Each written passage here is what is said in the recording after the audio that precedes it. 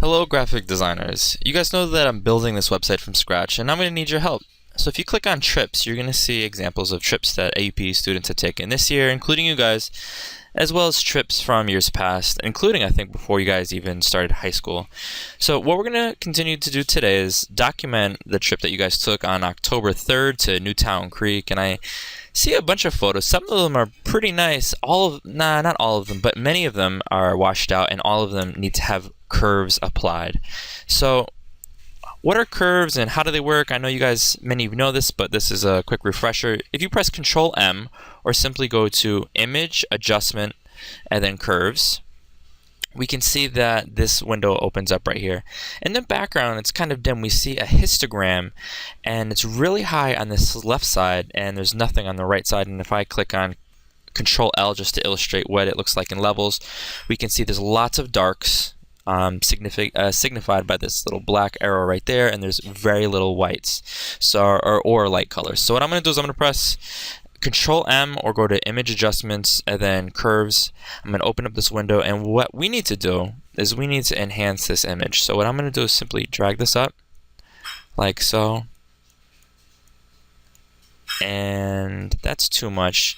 And it's an art. You really want to play around with it. It's not easy. I'm going to press Control-Alt-0 to go into 100%. And let's look at before and after. So this obviously is the after. Look at before.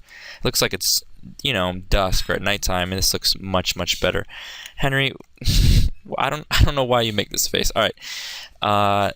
What we're going to do today is we're going to apply curves to all our photos to create a new composition.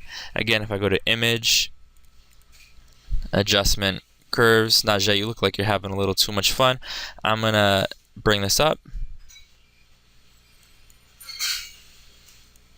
And I'm going to press OK. Also, future reference, you guys know this. When you take photos, always have the sun to your back. So if Najee and Laura just sort of rotated a little bit, the photo I think would have come out much better, like this one.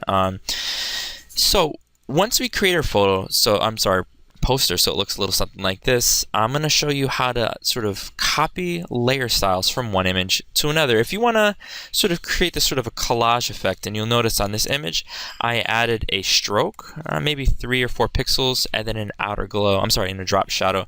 To do that, what I know is that if I click on this layer, and if I click inside this layer, it says drop shadow. I can see the specifics of the drop shadow as well as the stroke. I can see that it's white 5 pixels. Let's say, hypothetically, I wanted to add this image into it. So let's add Henry. We got to add Henry. I'm going to use the marquee tool. I'm going to press Control C. I'm going to zoom out a little bit. I'm going to press Control V, and I'm going to press Control T to make it bigger just for this case. You guys don't really want to do this because it compromises the resolution of the image. I'm going to rotate it just a little bit. That looks pretty cool right there. And I'm going to press OK. So now how do we transfer the layer styles, the drop shadow and stroke, to the Henry layer so that it's identical?